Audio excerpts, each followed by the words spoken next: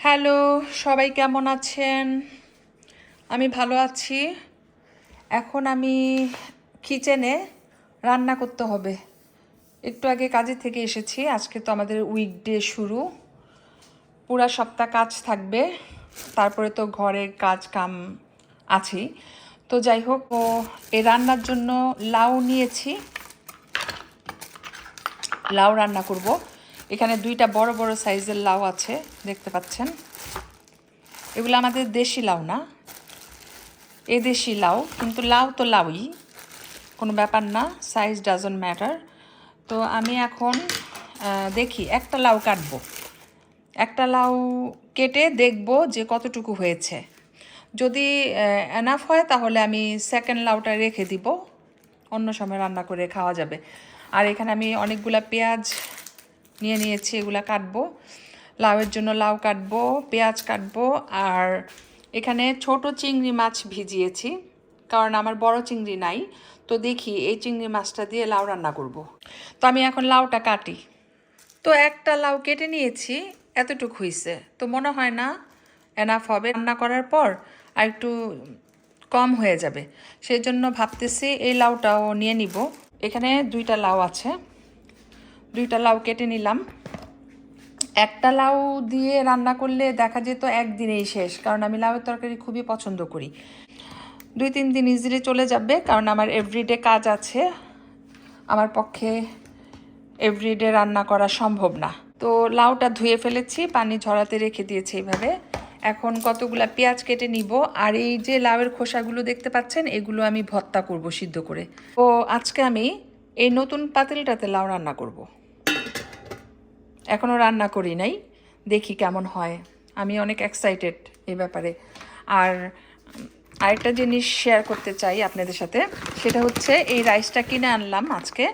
এটা হচ্ছে পার boiled rice, আমার খুবই পছন্দ। ব্র্যান্ডটা হচ্ছে সিডার। নর্মাল প্রাইস ছিল $20, এখন সেলে $13। আর এখানে আছে 8 কেজি, 8 কেজি এখানে। সো এই রাইসটা আমি অনেক দিন পরে আবার এনেছি, আজকে রান্না করব। কারণ আমার কাছে বাসমতি চালের ভাত খুব একটা ভালো লাগে না, পার বয়েলড যে কোনো রাইস আমি পছন্দ করি। তো এটা দিয়ে আজকে শুরু করব ইনশাল্লাহ। তো কি হয়েছে, এই সপ্তাহ আমি কাজে অনেক বিজি থাকবো। একদিকে কাজ, আরেকদিকে সংসারের কাজ, কি আর বলবো, বিজি লাইফ। তো এখন কাজের থেকে এসে তাড়াহুড়ো করে একটু খেয়ে আধা ঘন্টা রেস্ট করেছি। আর ভাবলাম যে রান্না করতে হবে, কারণ কালকের থেকে আবার কন্টিনিউ কাজ। তো নতুন চালটা এখন আমি রান্না করব, সেজন্য ব্যাগটা কেটে নিলাম একটুখানি। 2 কাপ চালের ভাত রান্না করব। তো সিদ্ধ চালের ভাত যেহেতু আমার খেতে ভালো লাগে, সেই জন্য আজকে একটা নিয়ে এসেছি। আগেরটা শেষ হয়ে গিয়েছে, আগেরটা শেষ হয়ে যাওয়ার পর আমার সময় ছিল না আরেকটা কিনে আনার। এর মাঝখানে আমি বাসমতি চালের ভাত খাচ্ছিলাম, তো আজকে পেয়ে আবার কিনে নিয়ে এসেছি। এখন আমি চালটা ধুয়ে ফেলবো, ধুয়ে বসাই দিব। তো রান্নার প্রস্তুতি মোটামুটি নিয়ে নিয়েছি। তো আমি এখন ভাত বসাই দিচ্ছি, এখানে সিদ্ধ চালের ভাত।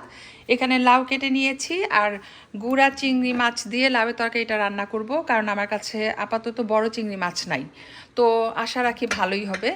তো ইনশাল্লাহ এই মাছটা দিয়েও খারাপ হবে না, খেতে ভালোই লাগবে। আর এখানে আমি পেঁয়াজ কেটে নিয়েছি, পেঁয়াজগুলো এখন লাউয়ের তরকারির জন্য ইউজ করব। বিসমিল্লাহ দিয়ে দিচ্ছি, পেঁয়াজ আর আদা রসুন দিয়ে দিচ্ছি, একটু রসুনের সাথে একটু আদাও দিয়েছি, তাহলে লাউ তরকারিটা একটু ঘন হবে। দিয়ে দিলাম পেঁয়াজ, আদা রসুন, আবার রসুন কেটেও দিয়েছি। এই চুলাতে দিয়েছি লাউয়ের খোসা, পেঁয়াজ, রসুন, কাঁচামরিচ সিদ্ধ, সাথে একটু লবণ দিতে হবে। সিদ্ধ হয়ে গেলে আমি এটাকে পাটায় বেটে ভর্তা করব। এই তো এখানে আমি লাউয়ের তরকারিটা বসাই দিই। আজকে খুব তাড়াহুড়ার মধ্যে রান্না করতেছি, কারণ এখন রান্না করব, আবার বিকালে একটু বাইরে যাব, কাজ আছে। কাজে থেকে এসে শাওয়ার নিব, ডিনার করব, তারপরে তো আবার ক্লিনিং, কাজে শেষ নাই। তারপরে আবার কালকে সকালে ইনশাল্লাহ কাজে যাব। তো সব কিছু মিলায় লাইফটা অনেক বিজি যাচ্ছে আমার। আজকাল আমি এত বিজি আপনাদেরকে বলে বোঝাতে পারবো না। আমি দম ফেলাবারও সময় পাচ্ছি না, কিন্তু ভালো লাগে, বিজি থাকতে ভালো লাগে আমার। আমি ওই শুয়ে বসে সময় কাটাবার মতো মেয়ে না, একদম অপছন্দ করি এটা। এদিকে আমার মশলাটা কষায় রান্নাটা বসাই দিলে একটা তরকারি হয়ে যাবে, আর ওইদিকে লাউয়ের খোসাটা সিদ্ধ হয়ে গেলে আমি পাটায় বেটে ভর্তা করব। তারপরে দেখি, আপাতত 3টা রান্না করি, তারপরে দেখি কি করা যায়। একসাথে বেশি কিছু চিন্তা করতে পারতেছি না এখন। আর এখানে আমি গরম পানি সিদ্ধ করে রেখেছি লাউয়ের তরকারিতে দেওয়ার জন্য।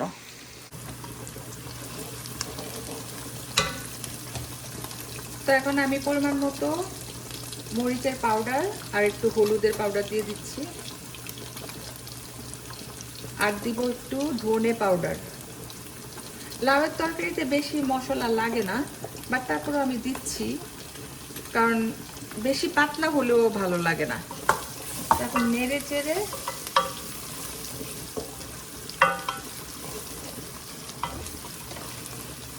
চেড়ে একটু গরম পানি দিয়ে দিলাম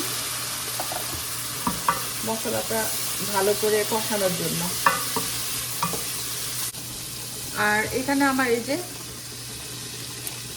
চিংড়ি গুঁড়া দিয়ে দিচ্ছি।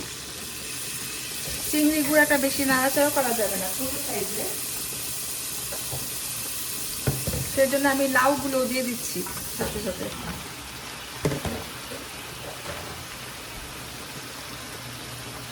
এখন নেড়ে চেড়ে ঝোলের পানি দিয়ে বসাই দিব। বেশি সময় লাগবে না, লাউগুলা নরম আছে। আমি লাউ এত পছন্দ করি, মাশাআল্লাহ, আমার খুব ভালো লাগে খেতে। এই যে দেখবেন এই লাউ তরকারিটা আমার ম্যাক্সিমাম, আমি তো একবেলা ভাত খাই, লাঞ্চে যদি খাই তাহলে আমার এভরিডে লাঞ্চে যদি খাই তাহলে আমার 3 দিনে এই লাউ তরকারি শেষ হয়ে যাবে। অনেকগুলা তরকারি কিন্তু এখানে। এই যে গুঁড়া চিংড়ি মাছ দিয়ে রান্না করতেছি। আমি সাধারণত মিডিয়াম সাইজের চিংড়ি মাছগুলা দিয়ে লাউয়ের তরকারি রান্না করি, কিন্তু আজকে আমার বাসায় চিংড়ি মাছ নাই, বিগ সাইজেরও নাই, মিডিয়াম সাইজেরও নাই, আবার আরেকটা আছে ছোট সাইজের, ওইটাও নাই। এই যে শুধুমাত্র এই গুঁড়া চিংড়ি মাছটা ছিল। ঠিক আছে, তো ভাবলাম যে ঠিক আছে এই গুঁড়া চিংড়ি মাছটা দিয়েই লাউটা রান্না করি, ভালো লাগবে, ফ্লেভারটা আসলেই হলো চিংড়ির। কাঁচামরিচ আমার কাছে অনেক ভালো লাগে, তাই অনেকগুলো কাঁচামরিচ দিয়ে দিচ্ছি, ঝাল ঝাল করে খাবো। এখন আমি পানিও দিয়ে দিই, এই যে পরিমাণ মতো পানি দিয়ে দিচ্ছি সিদ্ধ হওয়ার জন্য।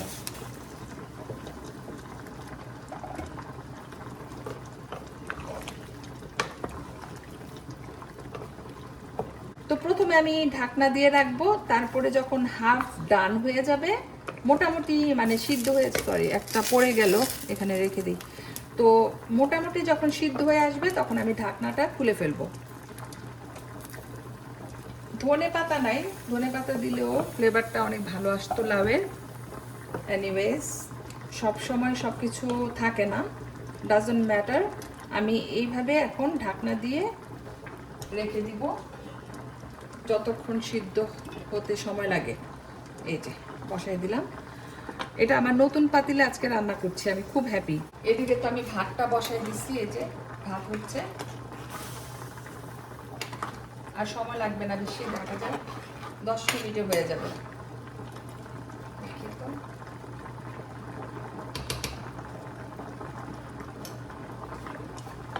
সিদ্ধটাতে আমি একটু চিংড়ি মাছ দিয়ে দিচ্ছি।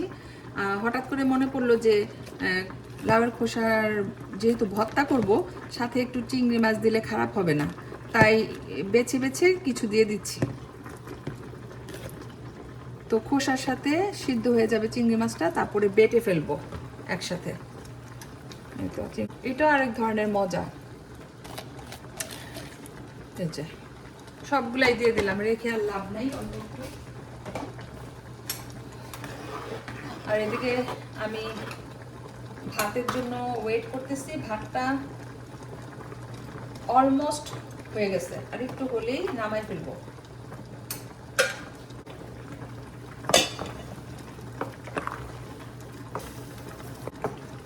এখন আর ঢাকবো না, কারণ লাউটা অনেক কচি নরম, তো ঢেকে রান্না করলে দেখা যায় ঝোল থেকে যায় অনেক আর লাউ গলে যায়। এই জন্য এইভাবেই রেখে দিব ঢাকনা ছাড়া হাই হিটে। ও লবণ দিতে হবে, লবণ আমি দেই নেই আসলে, ভুলে গেছিলাম। এখন লবণটা দিয়ে দিলাম। ঠিক আছে। আর একটু দিব, কি টমেটো দিব, পাকা টমেটো। ভাতটা এখন নামাই ফেলবো। তো এই ফাঁকে একটা টমেটো নিয়ে আসি। তো ভাতটা আমি এখনই নামাই ফেলবো। আর লাউয়ের তরকারিটা হাই হিটে রেখে দিয়েছি। আর এদিকে ভাতটা ভাত হয়ে গেছে, নামাই। তো এদিকে আমার ভাত হয়ে গিয়েছে, এই যে এখন গরম আঁচে রেখে দিব, তাহলে ভাতের যে পানি থাকে হালকা ওইটা শুকায় যাবে। আর এখানে 2টা টমেটো কেটে নিচ্ছি, লাউয়ের মধ্যে দিব। লাউয়ে টমেটো দিলে আমার কাছে খেতে ভালো লাগে, তো আমি 2টা টমেটো দিব। কারণ অনেকগুলা টমেটো ফ্রিজে আছে, তা না হলে তো নষ্ট হয়ে যাবে। বেটার আমি ইউজ করে ফেলি এখন। সালাডটা খুব একটা খাওয়া হচ্ছে না এখন, এমনিতেই শীতকাল, তার উপরে সালাদ করা হয় না, সেজন্য খাওয়া হয় না। তো এই জন্য আমি এখন টমেটোগুলো এখন দিয়ে দিচ্ছি লাউয়ে। তার সিড দিয়ে দিলাম। লাউগুলা থাকে সবুজ আর টমেটো থাকে লাল। তো লাউয়ের তরকারিটা এরকম হলে দেখতে কিন্তু খুবই সুন্দর লাগে, সেই জন্য আমি 2টা টমেটো কেটে দিয়ে দিয়েছি। এটা আমাদের দেশের মানচিত্রের মতো হয়ে গিয়েছে, লাল সবুজ।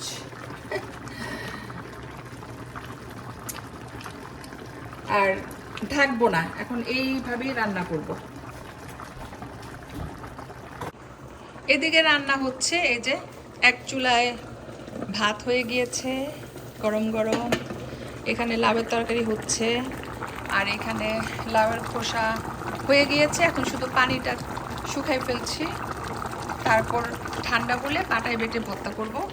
আর এখানে আমার জন্য ওয়েট করছে এই যে অনেকগুলা প্লেট, গ্লাস, বাটি, এগুলা ধুবো। তো সার্ডিন ফিশটা বের করব, বের করে ভালো করে ধুয়ে হলুদ, মরিচ আর লবণ মাখায় রেখে দিব। খাওয়ার আগে, মানে কিছুক্ষণ আগে ভাজবো, তাহলে গরম গরম খেতে পারবে হাজব্যান্ড। কারণ আমার হাজব্যান্ড লাউয়ের তরকারি খায় না, এটা শুধু আমার জন্য। তো যাই হোক, এখন আমি এক কাজ করি, চুলাটা কি বন্ধ করে দিব? লাউটা কিন্তু হয়ে গিয়েছে, এই যে দেখা যাচ্ছে, একটু নেড়ে চেড়ে দিই। আই থিঙ্ক বন্ধই করে দিব, কারণ যে গরম আছে ওই গরমে বাকি লাউটা অসিদ্ধ হয়ে যাবে। আমি একদম নরম করতে চাচ্ছি না। তো লাউয়ের তরকারিটা অফ করে দিলাম। এই হিটেই পুরা লাউটা যতটুকু হওয়ার হয়ে যাবে। তো এই যে আমার লাউয়ের তরকারিটা সম্পূর্ণ ডান। এখন আমি ঢেকে রেখে দিব। তো পাতিল থেকে খোসাগুলাকে ফ্রাই প্যানে নিয়ে নিয়েছি, কারণ পাতিলে ঠিক মতো পানিটা ড্রাই হচ্ছিল না। একটু নেড়ে চেড়ে দিই, এই যে দেখেন পানি আছে। তো এই পানিটা শুকাই গেলে একদম যখন ড্রাই ড্রাই হয়ে যাবে, তখন এইটাকে আমি পাটায় বেটে ভর্তা করব। তো এখন আমি সার্ডিন ফিশটা ভাজি করব।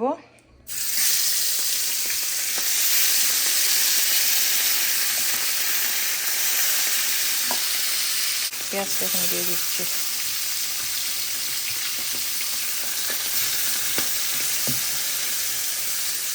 মাছের তেলে পেঁয়াজটা ভাজা হয়ে যাবে, তখন একটা সুন্দর ফ্লেভার আসবে, খেতেও ভালো লাগবে। এই মাছটা ভাজি করলাম আর ভর্তা করে ফেলবো, বাস হয়ে যাবে ওর। আর আমার তো লাউয়ের তরকারি আছেই। সব কিছু রান্না হয়ে যাওয়ার পর হঠাৎ করে মনে পড়লো যে হাজব্যান্ডের জন্য একটু সেমাই রান্না করি, দুধ সেমাই পছন্দ করে। তো এখানে দুধ গরম করে নিচ্ছি পরিমাণ মতো, কিশমিশ দিয়ে। তারপর সবশেষে আমি লাচ্ছা সেমাই, চিনি অ্যাড করব। তো নারিকেল, চিনি, কিশমিশ দিয়ে আমি এই লাচ্ছা সেমাইটা রান্না করেছি একটু থক থক করে, কারণ হাজব্যান্ড এরকম পছন্দ করে। আমাদের এখন ডিনারের টাইম হয়ে গেছে। আমি কাজে থেকে এসে তো রান্না করলাম, দেখলেনি। তো রান্না করে শাওয়ার নিয়েছি, শাওয়ার নিয়ে একটু বাইরে গিয়েছি। বাইরে থেকে এসে এখন আপনাদের সাথে ফাইনাল লুকটা দেখাবো আর কি। সেই জন্য ক্যামেরাটা অন করলাম। এই যে দেখেন, এখানে গরম গরম ভাত, সাথে আছে আমার পছন্দের লাউয়ের তরকারি। খুবই সুন্দর হয়েছে মাশাল্লাহ, নতুন পাতিলে রান্না করেছি। লাউয়ের খোসার ভর্তা চিংড়ি মাছ দিয়ে। আর হচ্ছে হাজব্যান্ডের জন্য সার্ডিন ফিশ করেছি ভাজি। আর আরেকটা স্পেশাল ডিজার্ট করেছি হাজব্যান্ডের জন্য, সেটা হচ্ছে লাচ্ছা সেমাই দুধ দিয়ে ঘন করে করেছি, হাজব্যান্ড এরকম পছন্দ করে। তো এই হচ্ছে আমার রান্নাবান্নার ফাইনাল লুক। কেমন লেগেছে আমাকে জানাবেন, আর সবাই ভালো থাকবেন। গুড নাইট, আল্লাহ হাফেজ।